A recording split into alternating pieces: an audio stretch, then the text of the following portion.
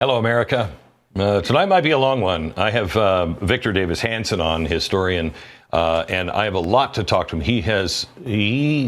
He's a man with a lot of answers tonight, so it might run a little longer. If you're a Blaze TV subscriber, you'll be able to see all of that if it does indeed. But I have a feeling it will, because we have a lot to cover. I'm diving into a story tonight that on the surface might seem to be just about New York City, but it is about the soul of America and where we are. It's a warning sign. The new mayoral candidate, Mamdani, who is a self-described socialist, is suddenly everywhere in the media, literally everywhere. He just won the Democratic Party in the race to be the next mayor of New York City. And this is not just a local upset. This is a flashing red warning sign for where this country is headed if a lot more Americans do not wake up. This is the future that the left wants, a nation where free stuff flows like water, taxes choke the life out of ambition, and the very idea of America is rewritten to fit the Marxist playbook. Oh, and there's just a touch of Islamicism in there as well. Here's Mamdani on the night that he won the primary. And I pledge to you that we will remake this great city, not in my image, but in the image of every New Yorker who has only known struggle. Wow, doesn't that sound familiar? We're 5 days away from the fundamental transformation of the United States of America, which they dismissed, and look at where we are now. There are so many phony things about this guy that it's really hard to know where to even start, with him trying to relate to every New Yorker who has ever known any kind of struggle. Really? Struggle? Do you know it? Let's talk about Mamdani's struggle here. He was born in Uganda to a prominent academic father and a celebrated filmmaker mother. This guy grew up in a world of privilege. Most New Yorkers couldn't even dream of this kind of privilege. He wasn't scraping by in the Bronx. He spent part of his childhood in Cape Town, South Africa. Then, when he was 7, the family moved to New York, where his father became a professor at Columbia University. Mamdani went on to an elite private elementary school where the tuition is $66,000 a year. Elementary school. He graduated from the Bronx High School of Science. This is one of New York City's best public schools. Then he went to Bowdoin College in Maine, one of those elite liberal arts schools where the tuition alone could buy a house in Queens. He majored in African studies. Struggle, that's where his struggle is. And that in his imagination. After college, Mamdani bounced around. He tried to be a rapper. He worked as a foreclosure prevention counselor. He dabbled in community organizing. Where have you heard that one before? This is the same path that Obama took right before he started to fundamentally transform America. But Mamdani is more like Beto 2.0, even now with more ethnicity. The similarities are striking between those two. They are both failed musicians. They both had an anemic resume before trying politics. And they were both immediately embraced by the mainstream media as left-wing messiahs. Democrats have so much self-loathing about their own age and color that the younger you are and the more non-American sounding name you have, the better your chances for a free ride right straight to the top. In 2020, Mamdani rode a small socialist wave in the New York State Assembly, backed by the Democratic Socialists of America. What did he do there? Well, not much, unless you count viral video stunts. One New York Democrat operative summed it up, I think, pretty clearly. He said, quote, Mamdani was more busy trying to figure out a video to tweet because he couldn't call anybody, because nobody would ever pick up his call. He's incredibly charming, but the guy does not know how to build. Well, what communist does? So there you go. America's largest city is poised to elect a wannabe TikTok star who's a communist as their next mayor. We're used to total phonies in politics. But that's not what makes Mamdani so dangerous. It is his ideology, which is the convergence of communism and Islamicism that I have been warning about for years. This guy is the face of that chalkboard, that he's had for so many years. He is, the Mr. Rogers style friendly socialism that just wants to create a beautiful government run neighborhood for everyone. Listen. Socialism. terrifying word. A lot of people are afraid of the word socialism, and a lot of people have misconceptions about what it means. I'm a democratic socialist, and what socialism means to me is a commitment to dignity, a state that provides whatever is necessary for its people to live a dignified life. No, that's not what socialism means. I don't know if you remember, what was his name? Erdogan in Turkey. He said, Islam is Islam, always will be Islam. Democracy is the train that we're going to ride to our final destination, which was a caliphate, Islamic Sharia law caliphate. It's a train. To these people, it's a train. I'm democratic. I'm absolutely democratic. The same thing could be said. A socialist is a socialist. A communist is a communist. Democracy is the train that takes them to the final destination. And just like Erdogan was doing at the time, he was dismissing any extremist Islamist points of view. We're not that. But at the same time, he'll tell people it's a train. Are we on the train? Yes, we are. As a socialist, at the most basic level, he wants to destroy capitalism. He is a longtime member of the Democratic Socialists of America. That's why the little rose was there. And destroying capitalism is one of their core tenets. In a 2021 interview with Jacobin magazine, he said, and I quote, "The core of the ideology, socialism, is what we really need to talk about. The fact that it's not different sectors of our economy that are failing us, it is capitalism." Well, now that sounds unlike what he was saying there by the water. He has a plan to punish those wicked capitalists in New York City by increasing the corporate tax rate. And you can't hide from Mamdani. But. And the beauty of it is that it doesn't just apply to corporations headquartered in New York City. Because when you say this, people will say, well, they're going to go to Florida. Mm-hmm. Wherever you are headquartered, as long as you do business in the state of New York, you are taxable for that corporate tax. We're talking about corporations that are making millions of dollars, not in revenue, but in profit. Do you think that billionaires have a right to exist? I don't think that we should have billionaires because, frankly, it is so much money in a moment of such inequality. And ultimately, what we need more of is equality across our city and across our state and across our country. Hey, let's take an 1850s idea and try to apply it to problems today. This is the oldest failed idea in the history of the country and the world. He is Robin Hood. He's stealing from the rich and giving to, well, the other rich, Forget the poor. There's nothing to worry about. It's just the redistribution of wealth for the benefit of everyone. When he first became a New York State Assemblyman in 2021, he specifically stated that is why he is in government. Quote, "We are in our offices not for the advancement of our political career, but to redistribute whatever capital we can." That's not democracy. It's socialism with a smile. Mamdani's policies read like a socialist fever dream. Free buses, free childcare, rent freezes, and get this, city-owned grocery stores. He even wants to replace cops with social workers from a Department of Community Safety to handle urban violence. You watch how that works out. The Atlantic recently admitted, quote, "Few of Mamdani's policy and funding proposals weather scrutiny." Of course they don't. None of these are new ideas. They are recycled failed ideas. City-owned grocery stores? Even NPR has reported on the razor-thin grocery industry profit margins that are under 2%. You're making a profit margin of under 2%. How is the city going to make that cheaper? It is not greedy retailers making food so expensive for New Yorkers. That's not the problem. It has more to do with the nearly 9% sales tax and the fourth highest minimum wage in the nation at $16.50 an hour, which he, I think, wants to change to $30. He wants to jack up. That's his solution. Jack up the minimum wage to $30 by 2030, making everything even pricier. His rent freeze won't fix New York City's housing shortage either.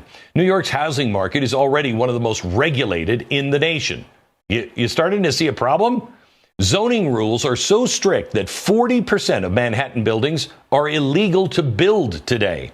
Thousands of rent-stabilized units are currently sitting vacant because owners are not allowed to raise rents to cover the needed improvements. To pay for his $10 billion wish, Mamdani decides, well, he's going to just tax the wealthy. I don't think he's the first genius to come up with this scheme, but billionaires aren't idiots either. They will flee, just like they did in the 1970s when New York went nearly bankrupt. Mamdani's plan is the same as the Democratic Party's, just, well, honestly, as well as the swamp Republicans. More spending, more failure. Oh, and we're going to tax you if you do businesses. Guess who won't do business in your state? That will happen. So that's all of the social media friendly socialist garbage that he is saying. But you know that socialism is really just diet communism. Socialism is, I think it's according to Marx, is the transition step in between capitalism and communism. It's the train to communism. And there is growing evidence that Mamdani is now an actual communist. He just hasn't said it. In 2019, he mentioned that reading the work of Marxist revolutionary Franz Fanon in college helped shape him. In 2020, he posted, quote, this on X, them. So what kind of mayor does New York City need right now? Me.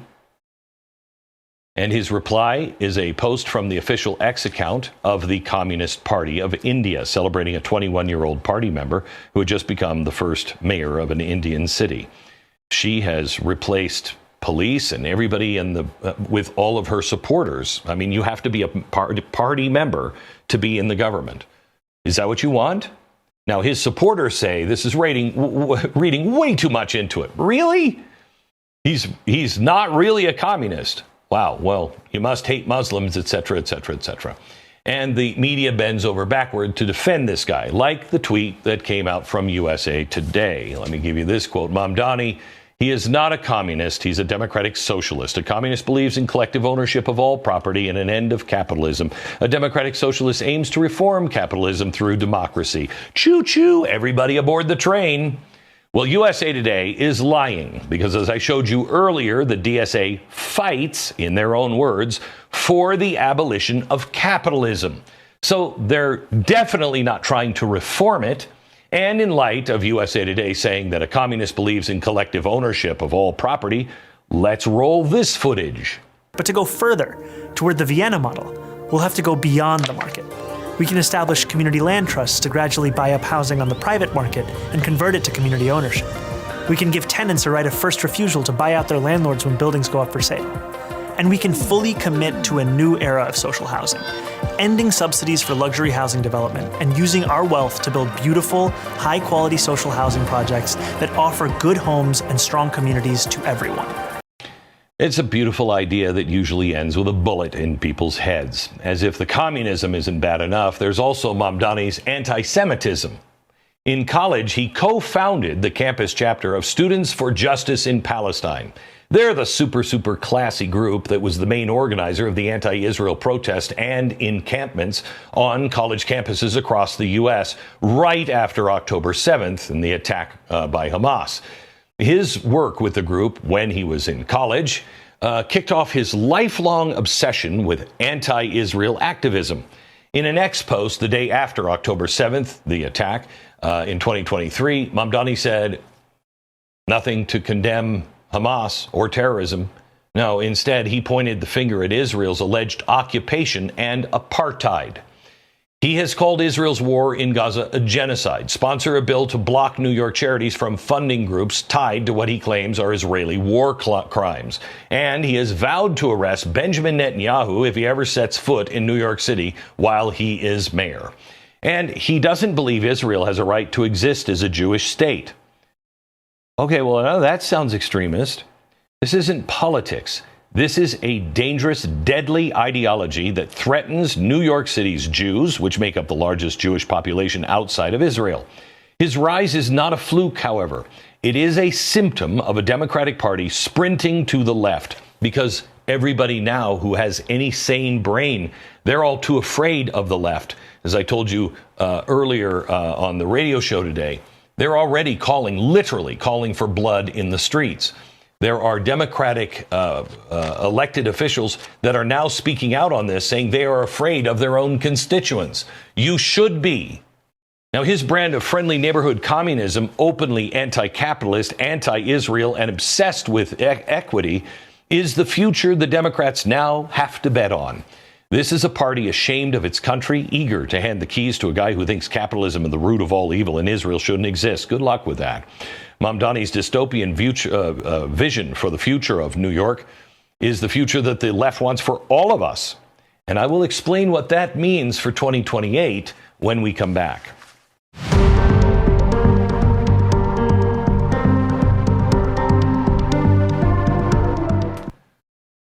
All right, let me tell you quickly about Patriot Mobile. There are a lot of cell phone companies out there, and new ones are popping up all the time. But if you want a company that actually stands for something, that believes in faith and family and freedom, there's only one name you need to know, and that's Patriot Mobile. They're leading the way in the parallel economy, supporting pro-life causes, veterans, first responders, and freedom-loving Americans who refuse to fund lefty corporations. And they just don't win on values. They also win on the tech side.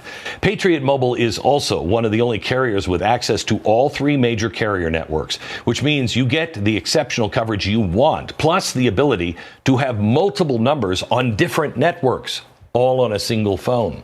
They offer unlimited data, mobile hotspots, international roaming, backup internet, and the whole package and switching is really easy and inexpensive. You can activate from home, keep your phone or upgrade, keep your same number or change it.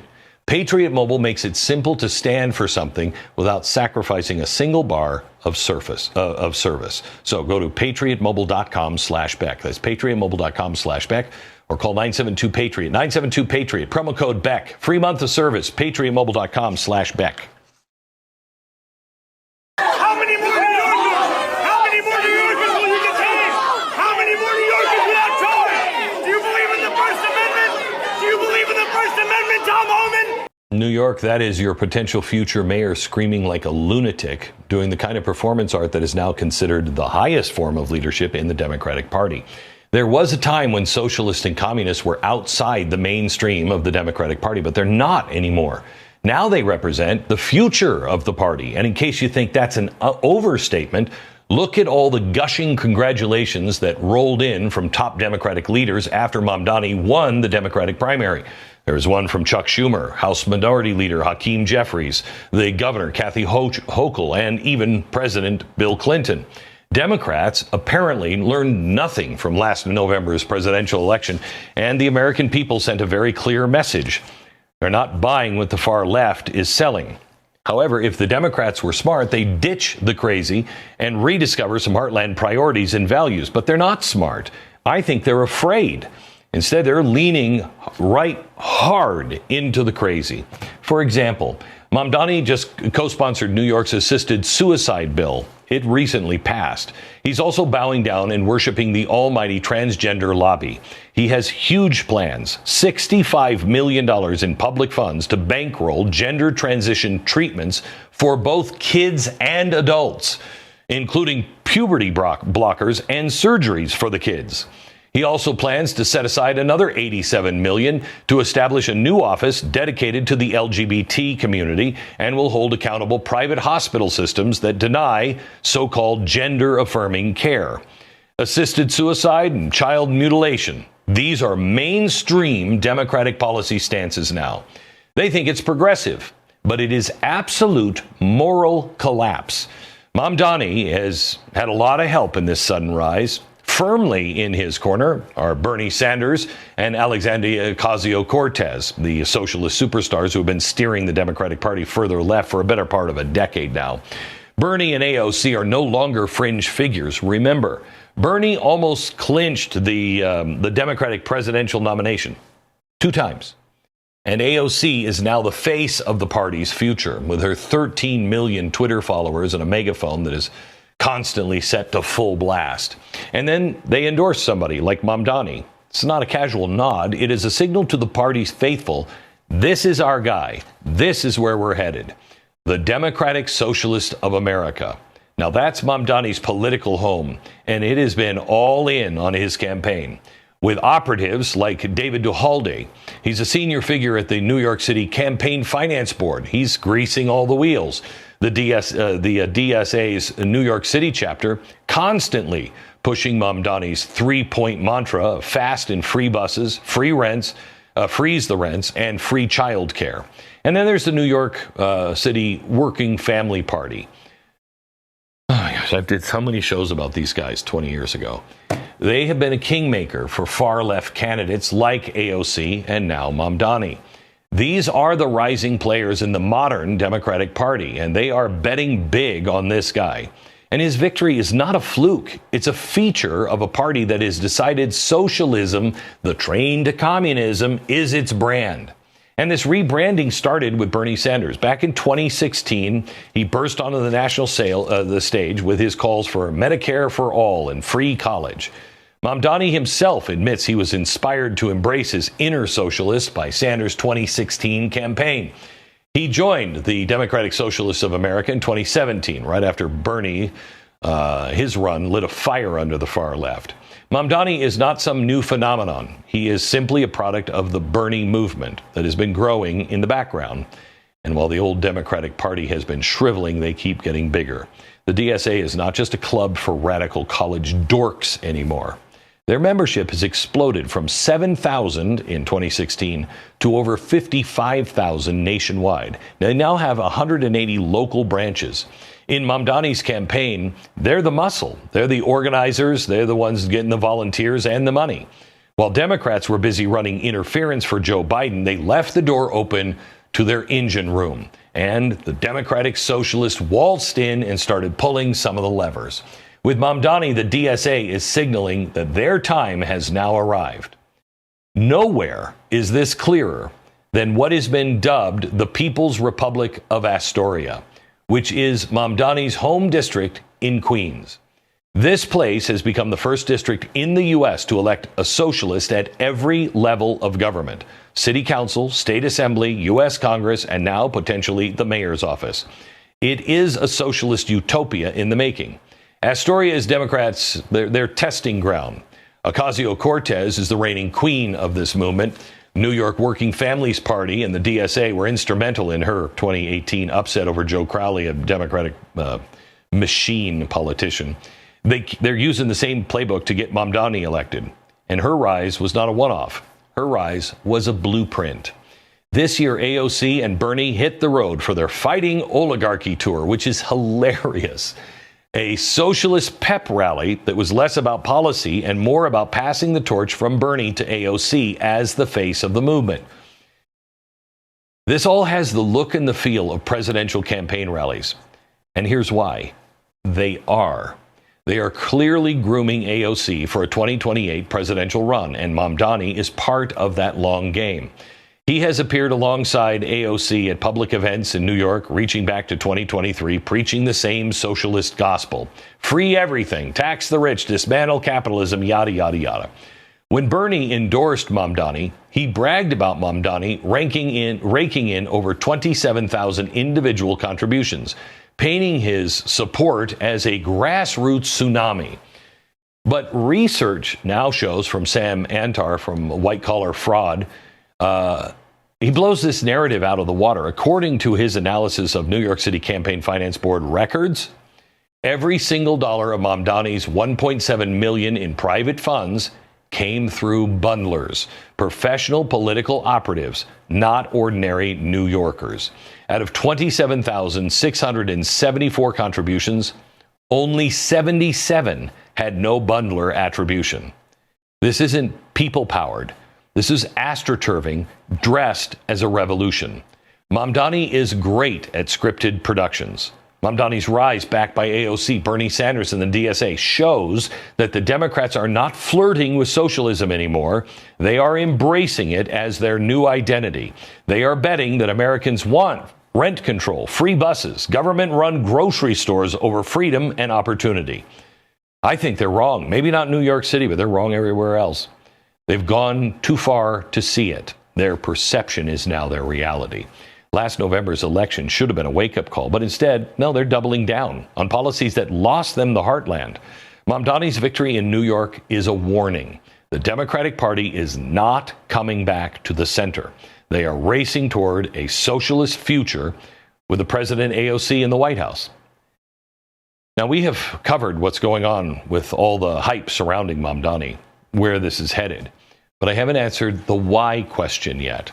Why is socialism on the rise in so much of the U.S.? I'll tell you next.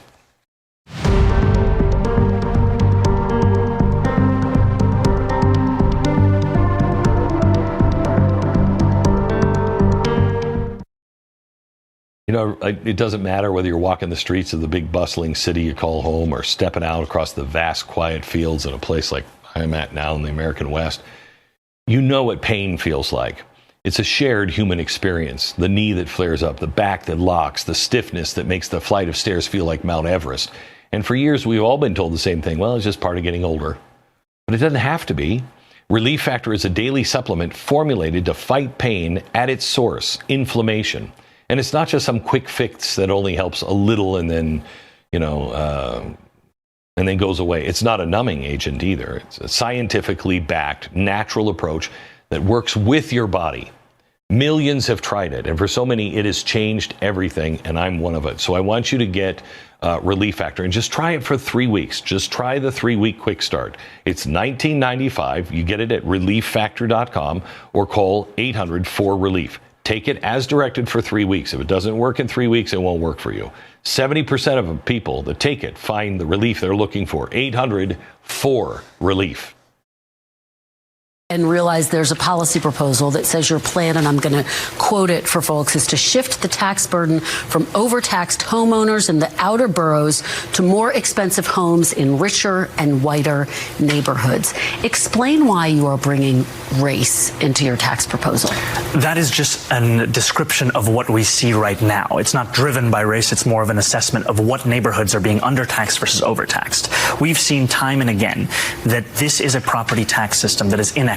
It's one that actually Eric Adams ran on, saying that he would change in the first 100 days. He's since sought to defend it and lost at every juncture in court. And I understand you're saying we're simply describing the types of neighborhoods that would see these increase in taxes, and yet by invoking race, do you run the risk of potentially alienating key constituents? I think I'm just naming things as they are. And ultimately, the thing that motivates me in this is to create a system of fairness. It is not to work backwards from a racial assessment of neighborhoods or our city. Rather, it's to ensure that we actually have an equal playing field. And right now, what we see with the property tax system is one that is overtaxing a number of New Yorkers and undertaxing others, and an inability of political will to resolve that. So no plans to change that language on your website? The focus here is to actually ensure a fair property tax system, and that the use of that language is just an assessment of the neighborhood. Yeah, that is really fascinating.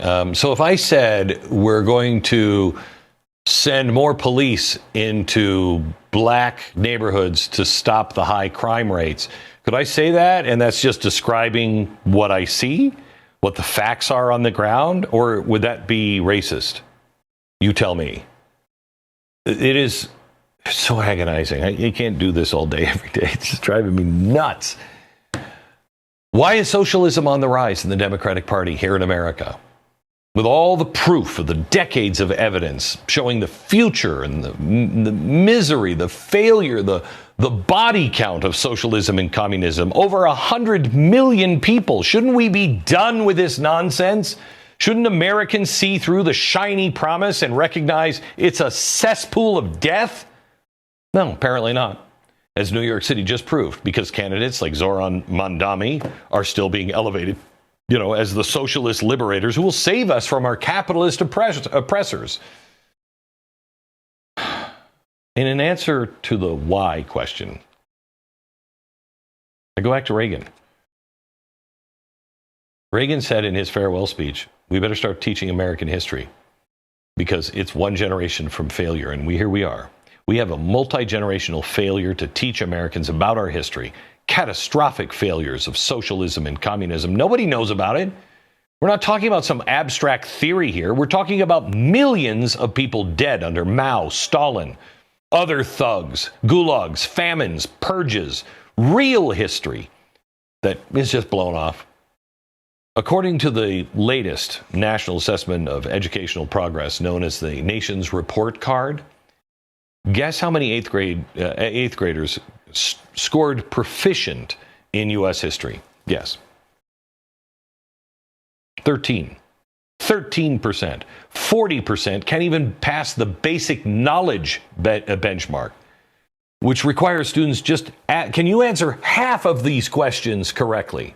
I mean, I could give you 10 minutes and you could come up with half of the 10 commandments. We're raising kids who have no clue as to why 56 men pledged their lives, their fortunes, and their sacred honor in 1776. Many of them will be glad to lecture you about the founders being white, oppressive patriarchs. They will tear your ears out. You will want to just claw your eyes out to get away from it. They'll go on and on and on. This is not accidental. It's about a system churning out compliant drones, not critical thinkers.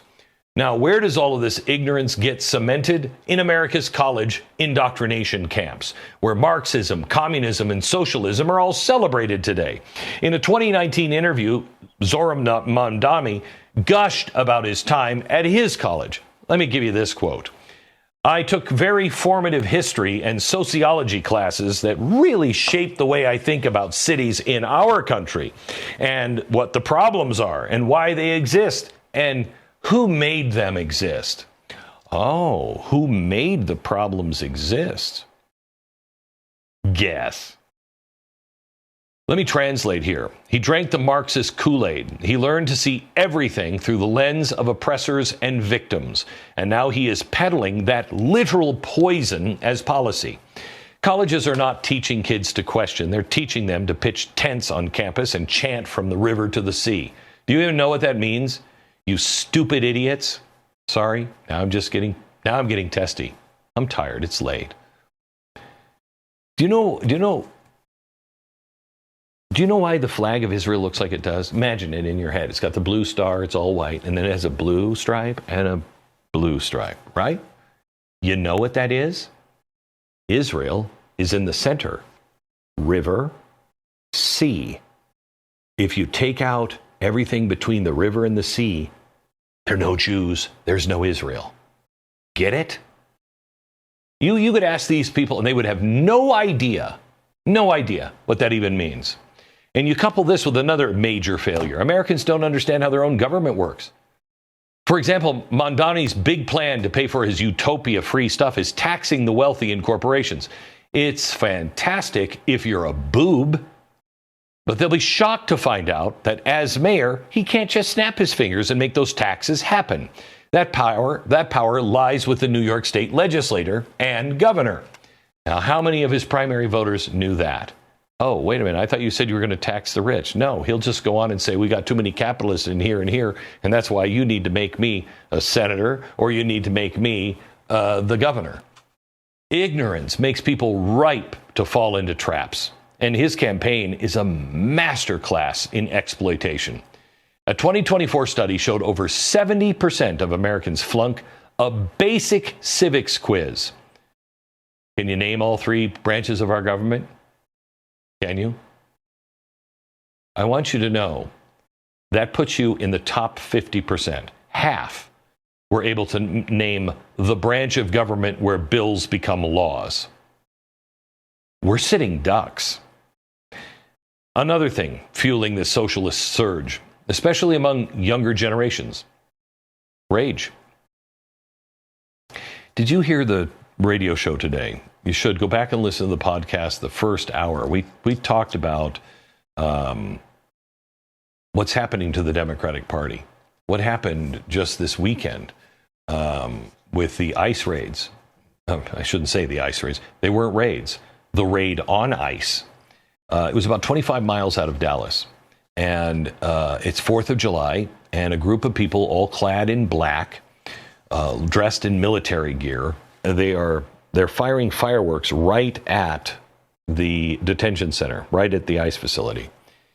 That gets everybody inside their attention. Then 2 people break off and they start spray painting the ICE cars, fascist pig, everything else. Well, then, because they're over there and they're spray painting, 2 ICE agents come out without guns. They're not armed. Somebody in the woods, snipers, shot one of them right in the neck. Luckily, he's alive. This was an ambush. This was a setup. This is what they used to do in Fallujah.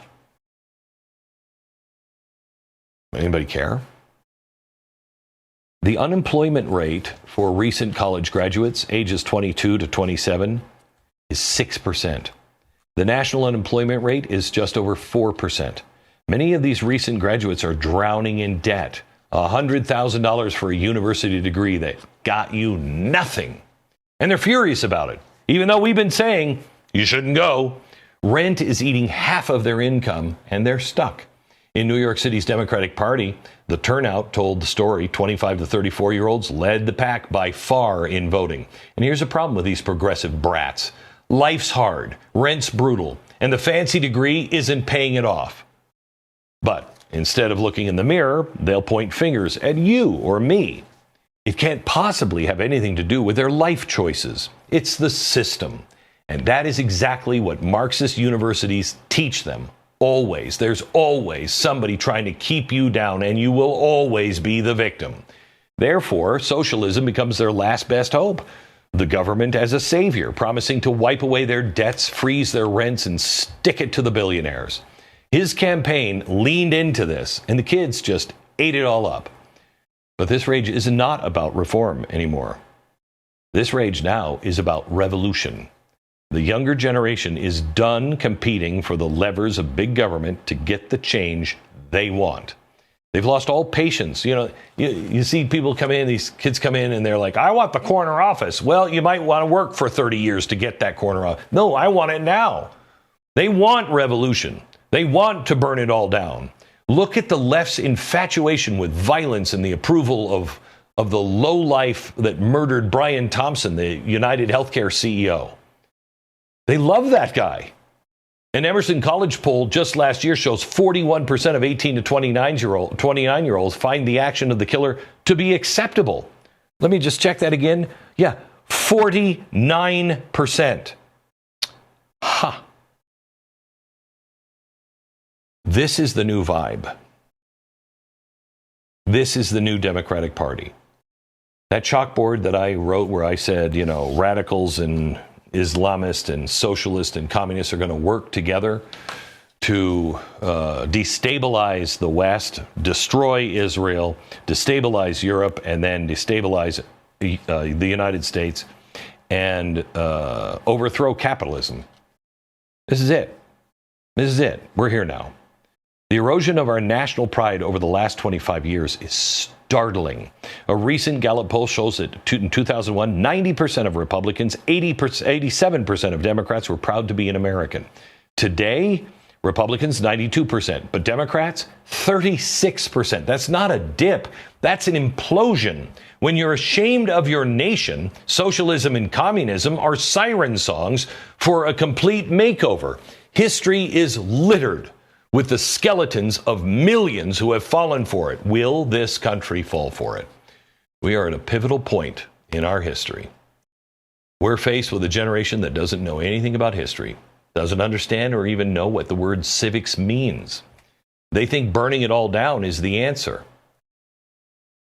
How do we make the case for American principles, for liberty, responsibility, and the courage to face life's challenges without begging for a government bailout?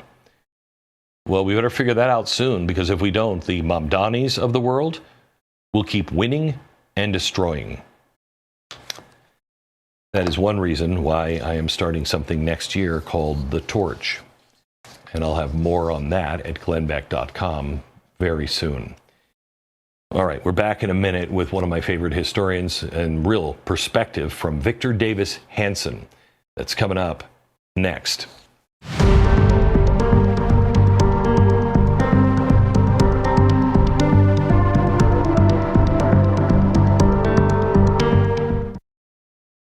When Moxie Pest Control started about 25 years ago, their goal was to raise the standard in an industry known for being hit or miss. Well, Moxie isn't just pest control. they're a company that has raised and trained problem solvers, pest experts that believe small gestures matter. Things like closing the gates behind them, wearing shoe coverings in your home, leaving a note on exactly what was done and what to expect next. They show up on time and they do the job right. How? How many times have I said in recent years, you want to be successful? Just be on time. You'll be the president of the universe pretty soon. They also stand behind their work because they believe that peace of mind is not a luxury. Every Moxie technician trains daily on leading edge techniques. It's not just for show, it's to make sure you get the best possible result. And that happens every single time. So whether you're dealing with ants and roaches or spiders or something stranger, I want you to go to Moxie. Go to Moxie right now. MoxieServices.com, MoxieServices.com/Beck, and use the promo code Beck.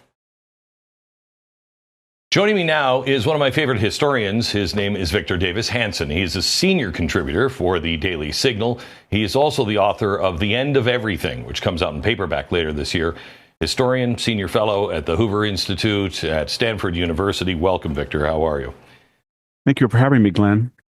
You bet. Have we seen stuff like this before where communists or socialists come in on the backs of democracy and they ride in and people just dismiss them as either clowns or unimportant? Yeah, I think we have. I think it's a multi-layer. The Democratic Party is in disarray. They have no institutional, as you know, power. Congress, Supreme Court, White House. Their issues are 20, 80, 37, 70. And then they have the street thug group, and that's the people who bomb Teslas or attack, try to kill ICE people, and they're not condemned vehemently or condemned at all by the Democrats. They have the social media mob that ghoulishly goes after the Texas children. They have a whole lot of manifestations, but it's all, I think, it all originates that this time around Donald Trump is not addressing symptoms of the Progressive Project. He's trying to go to the source. So in the first term, he did not go after NPR, PBS, the higher education, K through 12, the whole transgendered movement. And this time he's saying, I think his team is saying, why do these people have so much power when their positions are so unpopular? And the answer that he came up with is, they control the media, the foundations, institutions, academia. And so he's going after that. And the left, I think, is going into hysterics because they feel it's not that he just wants to neuter our power. He wants to go after the source of our power. And that's why they're going. It's beyond understanding how Democrats don't see this now. I think some Democrats do see it. And there was a story out this week that Democratic lawmakers said they're starting to be afraid of their own base because they're calling for blood. They're saying you're not doing enough. Yes. Maybe you should get shot to bring attention to this, which is truly terrifying. What happened, you just mentioned it with ICE this weekend, and the USAID members that came out now and said, we are training for revolution. They said there were supposedly these sweet aid people, and we said this is color revolution, and one of them said just this week, we know color revolution, and you would have been better just leaving us in the office. Now we have all this time to practice regime change. Yeah, I think we underestimate the significance of the George Floyd 5 months of rioting. They had arrested 14,000 people. They'd done $2 to $3 billion of damage, 1,500 police officers injured, 35 killed. They torched the courthouse, police precinct, historic, and there was almost 95% of those people were let go.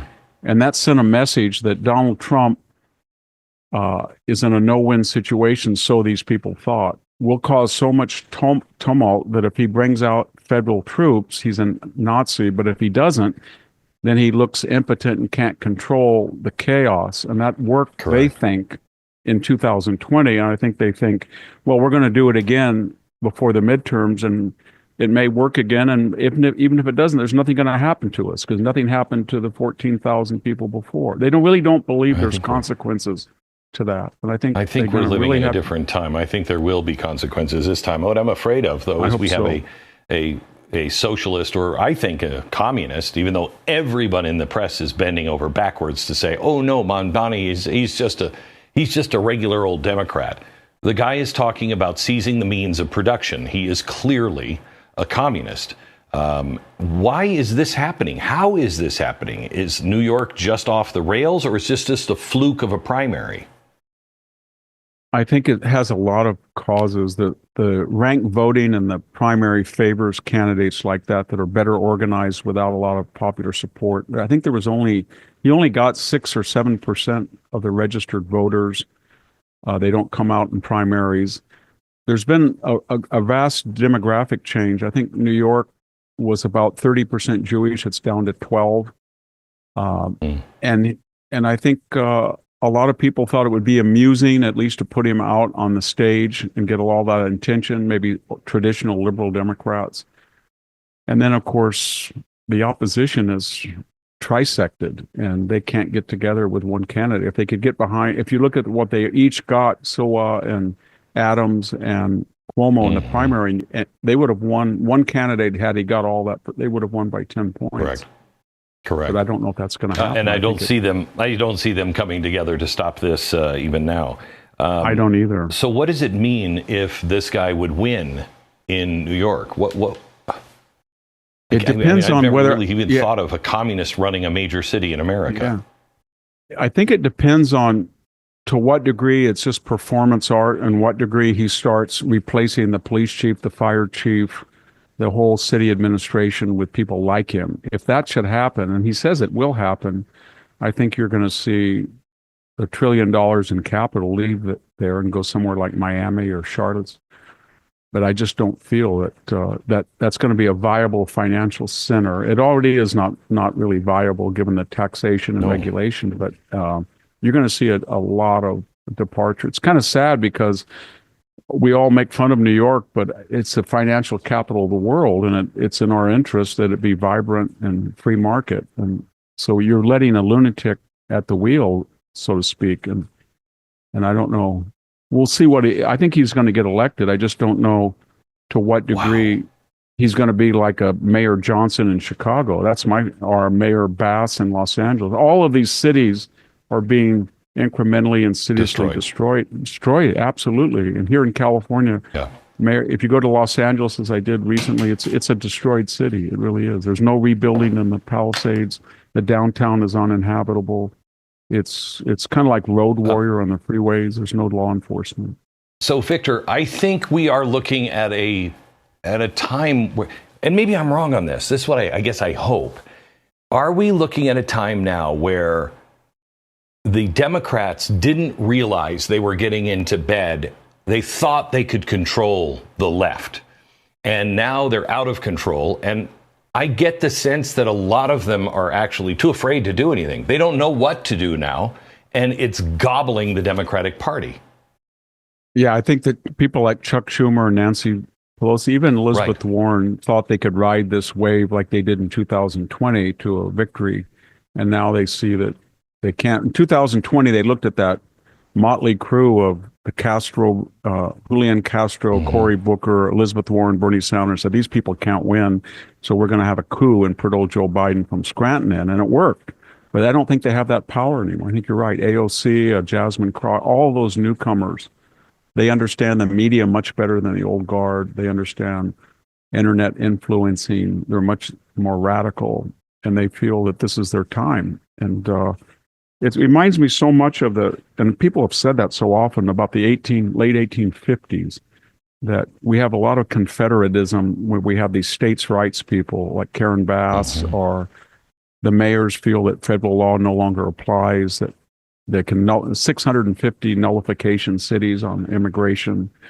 They just ignore Harvard University just told the Supreme Court, we're not going to follow the 2023 ruling on barring affirmative action. And that was what all of them did, Stanford.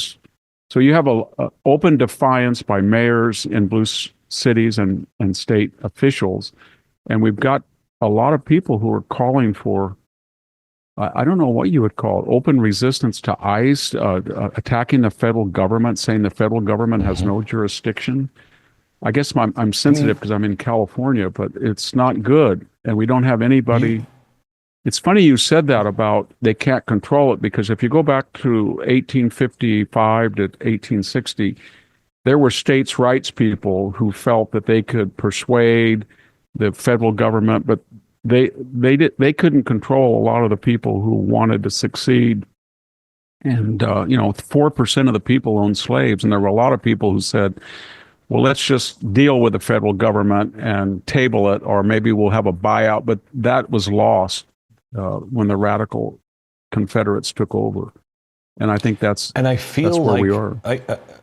I feel like, with the radical communists and honestly, the radical Islamists, they're working together. They're fine with each other right now. They probably both think, well, we'll eat the other one once we get our way. And no one is paying attention to it. The Republicans just think that, oh, well, we won and things are going our way. And they're back to thinking almost like this is going to be that we've just changed course. It's very tenuous. It's very tenuous. And the Republican or the Democrats that I know, they just think that this is insane, that there's some Islamist, radical communist plot that wants to, even though they're saying it on television, nobody seems to want to believe it. So can you give me any time in history or anything that would say this is how you break this spell? Well, I mean, usually these people have election. In Germany, they elected a fascist one time and there was no more elections. Everybody thought he was a nut. Everybody thought Mussolini had been a communist, and he was a socialist, and he was a fascist, and he was just crazy. But he was I think you can't underestimate some of these people. They're very skilled. They feel they're photogenic, they're charismatic.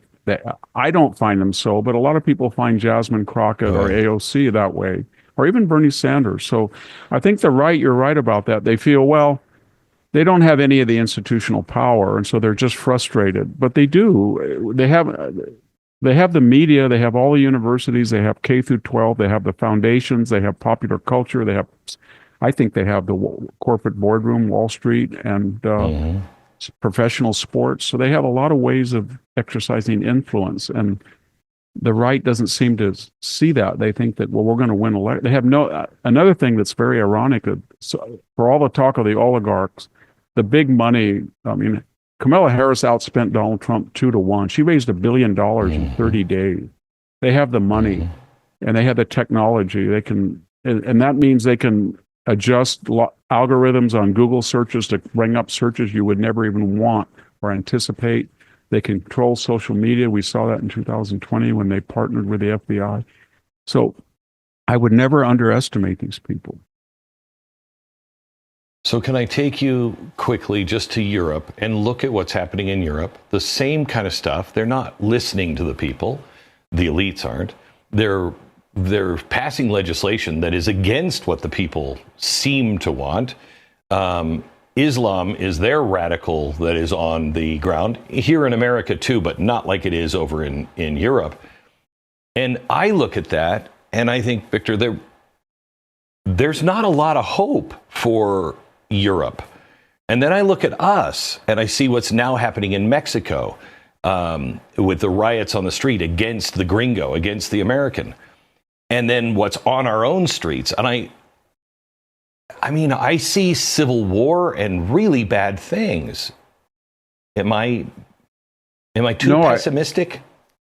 I think I agree with you. I think what's scary is that when you have political divisions in the United States, in the 60s, they were fragmented all over the country, left, right. But in the 1860s, they were geographical.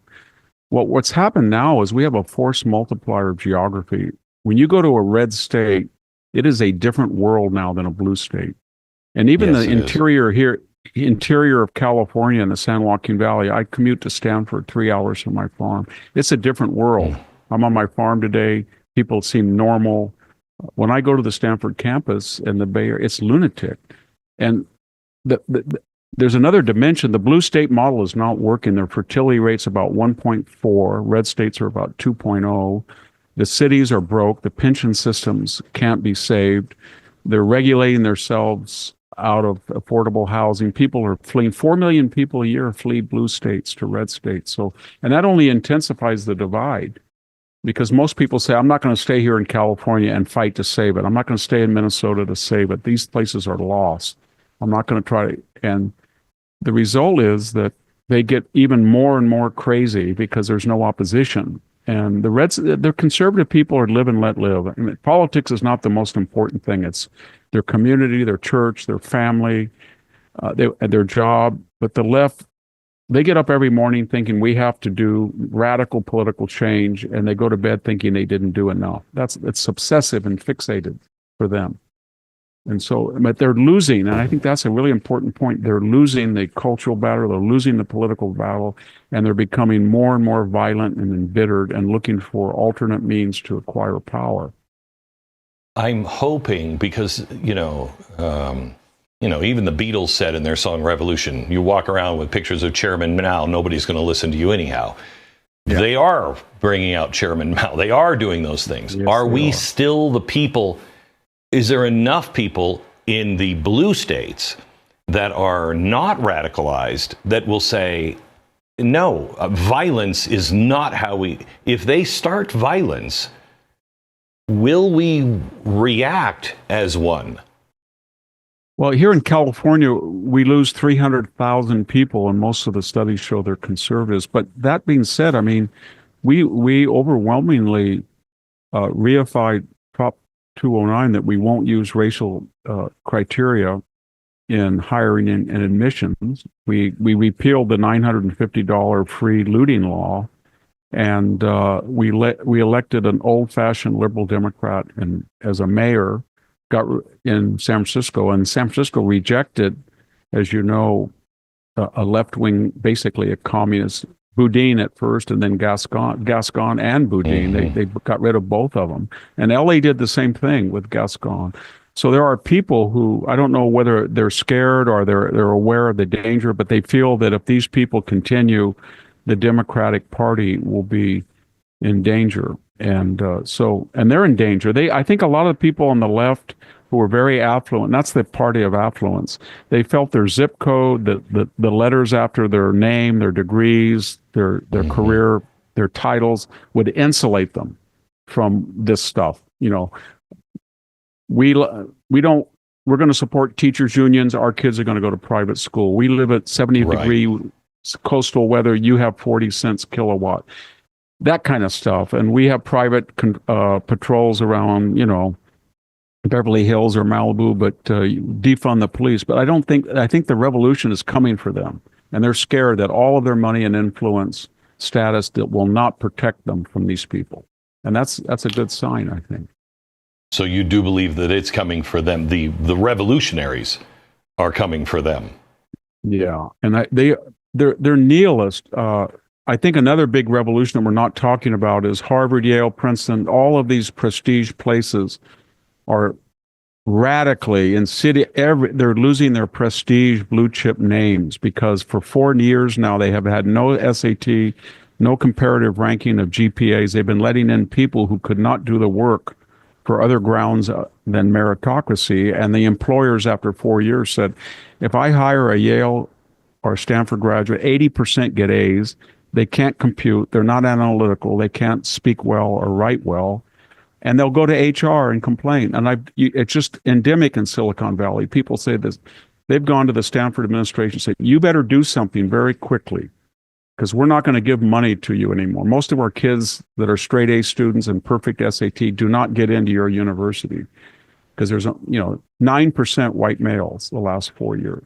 And we're not going to put up with it anymore. We're not going to hire your people because they're incompetent. And I just talked to a person in Silicon Valley. He said, give me the choice. I'll hire a Georgia Tech, SMU, Texas A&M electrical engineer, BA, any day over Stanford. Stanford was the best place in the world for that. But if you do this Marxist idea that equity, and you have no merit, after 3 or 4 years, you tarnish the name that they said. Stanford, Harvard, Yale told us for 50 years, we have the toughest curriculum in the world. We have the toughest admissions, and therefore we have the best name because nobody can turn out people as bright, naturally as bright, and who got this rigorous education, and they will excel in law, medicine. And then now all of a sudden they're saying, forget all of that. That was all a lie. We don't believe that anymore. So if they don't believe it, and the results are that it's not true, then the employers say, well, okay, we agree with you. You have other criteria, but we just don't want them because they're incompetent. And that's happening. How is Trump doing on handling all this, in your opinion? I think he's doing pretty well. I mean, he doesn't get credit for a lot of things, but there's things that he's done. I mean, I've been talking to a lot of generals the last year. They say, oh, Victor, we're down 50,000, but it's not our fault. People are too fat. They're gang insignia. We're competing against private enterprise. It's not our fault. And you tell them, no, it's DEI and white privilege, white rage, all this stuff. And you've alienated the class, the white working class that dies at double their demographic in Iraq and Afghanistan. Oh, no. And then Trump, all of a sudden, he gets 50,000 people to enlist, and the problem is solved. They said, you have to have comprehensive border. It's hopeless. You can't stop 10,000. And then he solves it. And the same true tariffs. Excessive tariffs have a history of problems, but not moderate ones, especially if you're the deficit country. And all of a sudden, we're told, Wall Street Journal every day, hyperinflation, recession, Wall Street collapse. And it didn't happen. And so what's strange about all the success that he's, same thing about the bombing of the nuclear plant. 30,000 dead, World War III, can't get out of it, quagmire, Afghanistan. And I think what's unique about him, he looks at every single problem and he says, what is the American interest and what risk do I have to take in a cost to benefit analysis? If the risk is too great, I won't do it. But if there's a good chance it will help the American people, I'm going to do it, no matter what people say. And I don't care about conventional wisdom. And so far, his instincts have been pretty good. I want to take you one other place. This week, the Epstein thing has come up again. And I think this is a symptom. It's not about Epstein. It's about justice. It's about, are we really looking into all of these things? And is anyone ever going to go to jail for, actual crimes if they are there? So I have no problem looking at these things as individuals and going, nope, there wasn't enough to prosecute or whatever. But this was just handled so poorly, and the president doesn't seem to understand that there are a lot of people who really support him that are like, wait, I'm with you. I just want to know for sure that we are actually doing everything that we can to root out the deep state, and that people, they do go to jail if they did wrong. How do you think he's handled this? What do you think this is really? Because I don't think it's about Epstein. What do you think this is really about? I think it's pretty clear now that Epstein had no talent other than blackmail, and he was not a financier. He was not a captain of finance at all. What he did is he invited very powerful people to his island or his New York home, filmed them, and then he bribed them, and he shook them down and said, I'm going to be your quote unquote financial advisor, and in exchange for that, I'm not going to release all that stuff. And whether, there were some pretty big people. So why isn't it being exposed? Because I think there are people in the establishment. I don't know if they partook in his sick things he was doing, but they feel they have some association with him, and they have they gave him money to invest when there was no reason to hire someone like that. There were much better financial gurus, but he got $500 million somehow from people who were mainstream establishmentarians on the basis that he was going to blackmail him. I think that's how he made his money. And I think those names are numerous. And I think the Trump administration thought, well, we're going to release this, and there's some crazy people that we don't care about are going to be embarrassed. And then all of a sudden, they got a lot of calls and said, why are you doing this? I didn't do this. I went down to the island once. I was on a plane. I didn't touch anybody. And they're saying, and now you're going to release my name and I'll be guilt by, I'm not going to. And I think that's what's happening. There's a lot of people who were very powerful that were giving him money or were trafficking with him. Not necessarily all of them engaging in what he was doing, but just the association with him. And I think they're putting pressure on people. I really do. Does there come a time when you just have to say, I'm really sorry, but the country needs its credibility. These offices need their credibility. And if you're not guilty, then, I'll be there for you and look at your case and everything else. But, if you're guilty, you're guilty. Yeah. We have to restore the credibility or we don't have a country. Well, you summed up exactly what Pam Bondi and the FBI and people said to us in February. That's exactly what they said. And then something has changed in their attitude once they got into the data, the material. And the conspiracists say, well, there's officials involved. I don't know if I think it's more maybe the donor class or people across the political spectrum that are very powerful, influential. And some of them were very terrified of Jeffrey Epstein. And that's it. I think you have to start with the premise, how does somebody with no financial experience end up with no proven ability as a master Correct. of Wall Street with $500 million? And when you start looking at who was giving him money to invest, these were people who would never give him money and let him invest their money with that background. And yet they did. And the reason they did, I think, is that he showed them pictures or he entrapped them. So something has happened in the administration's attitude from February until now. And I think they would say, well, we went in there and there's a bunch of lurid pictures and we don't want to release that. And he didn't get murdered or anything. We're pretty clear about. So it's kind of ancient history. And I think the people who, on the right, the conservatives, say, well, just tell us, is there a list and who was on it? Because we'll make our own conjectures. And I think eventually I don't think they can stop it. I think there's too many people that want to know. Victor, thank you very much. I really appreciate all the work you've done over the years. You are fantastic and a real treasure. Thank you. Thank you, Glenn, for having me. You bet. All right. We will see you next Wednesday and tomorrow on radio.